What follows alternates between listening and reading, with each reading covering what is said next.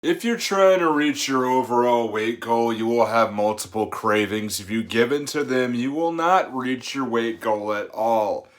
What we need to do is keep you on track and avoid the cravings at all times. My name's Nick Tabor. I'm a personal trainer, and I talk about this stuff on this channel because I've lived through it. Now, you are gonna have food cravings all the time. Oh my god, that thing is so good. Whatever that thing is, Evan Carmichael has the spicy Doritos, or had the Doritos on his desk on some of his videos. I had a craving for Wendy's cheeseburgers. Now, it sometimes may seem like lack of knowledge, but your friendly neighborhood personal trainer was not as knowledgeable about fitness and nutrition as much as he is now. There was a point in time where I had a job. I worked 3 to midnight, and I used to order from Papa John's a lot, and I used to stop in the Wendy's drive-thru after midnight when I was on my way home, and it was sometimes more towards 1 o'clock in the morning, depending on what had to happen. I'd order the same thing: 2 cheeseburgers with bacon, just mustard. And it got to the point where I was eating them so much that I got to the order box there, rolled down my window, and they said, "Hey Nick, you're all set. We got your order all ready to go." Like, how'd you know it was me?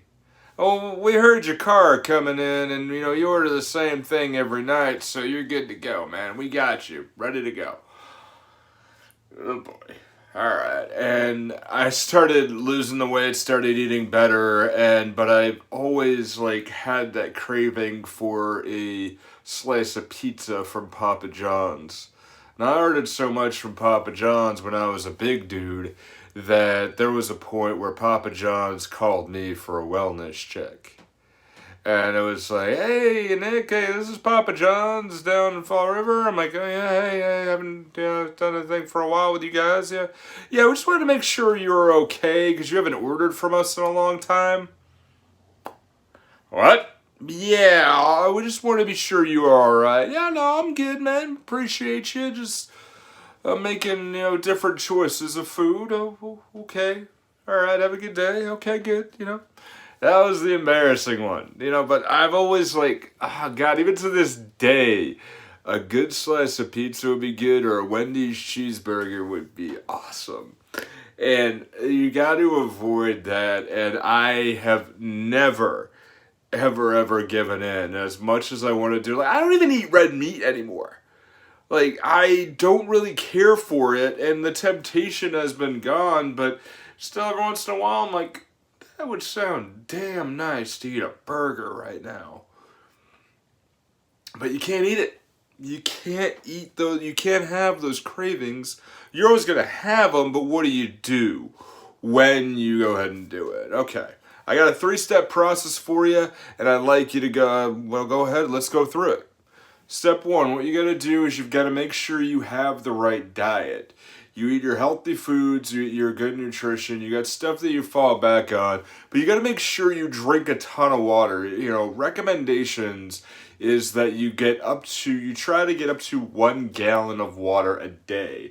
Now, there's this bottle that I have that's about 40 ounces or so, and I just go through 3 of these a day. If I fill it up right to the top, it's 42 1/3. So if I get a full 3 bottles, I'll get my full gallon. Just on days that I don't go to the gym, I'll just go for that, and then I'll go for a 1/4 of a gallon protein shake and a 1/4 of a gallon doing branch chains while I'm working out. I get my 1/2 gallon, and then a bottle and a half of this, and I'm good for the day.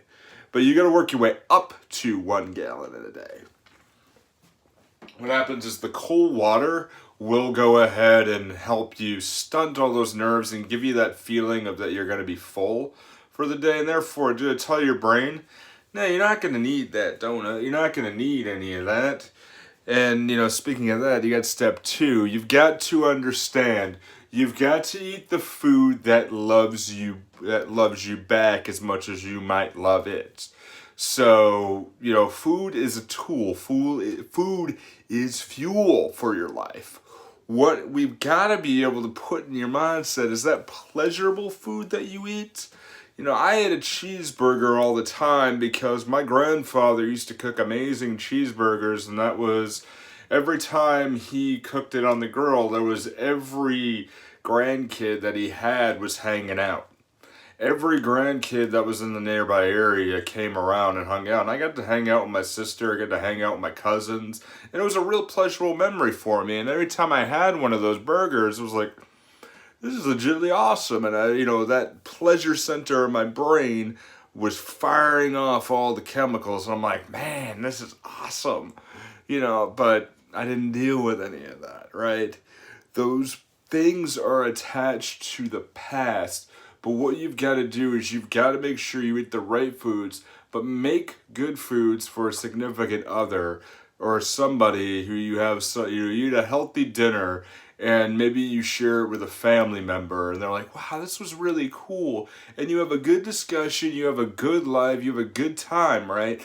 Then you take those cravings and you take that moment where you have that pleasure center there of a bad piece of food. You take that and you turn that towards something good. You say, you know what, this was really pleasurable, I like to do it again, and your brain wants to go back to that moment. That's where the healthy food is. That's an easy trick. But the food's got to go ahead and love you back, okay? This is really super crucial. You've got to realize that food, that your snacks or anything else that is just manufactured for, not for them to love you, it's for you to love that. Now, what do we mean by that? You have all these cereals and all these other places that make foods or snack foods or something. Little Debbie don't love you.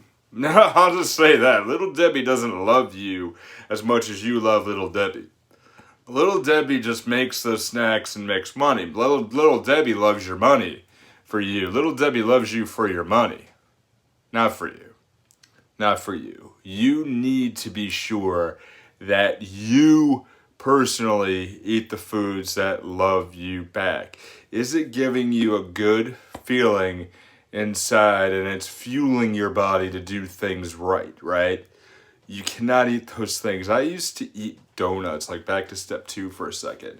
I used to eat those little mini powdered donuts all the time, and that was too like a very pleasurable thing when I was with my dad, and we used to watch these weight loss shows. We used to watch these weight loss shows all the bloody time, and what we'd do is we'd eat donuts the whole time. Like, oh, look at that guy, that celebrity lost a whole bunch of weight, give me more. I'm like, why are we doing this? This doesn't make any sense. This isn't good. You get those cravings. You got to find something good. You're full on water all the time. And there you find that you take that pleasurable point in your life where that center of your brain wants to go back to that emotion, create the good foods and recreate that emotion. There's the steps. Those are things that you can do in order to be great with food and kill those cravings, because then that food just becomes useless. You're not going to want any of that anymore.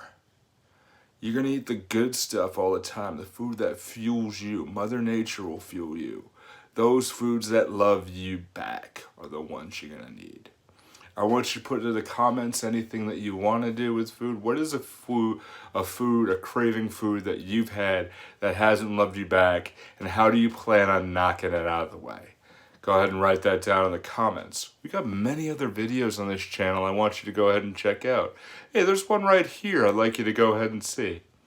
Go ahead and do that. Just click right there for that video. I'll see you there, and as always, we climb.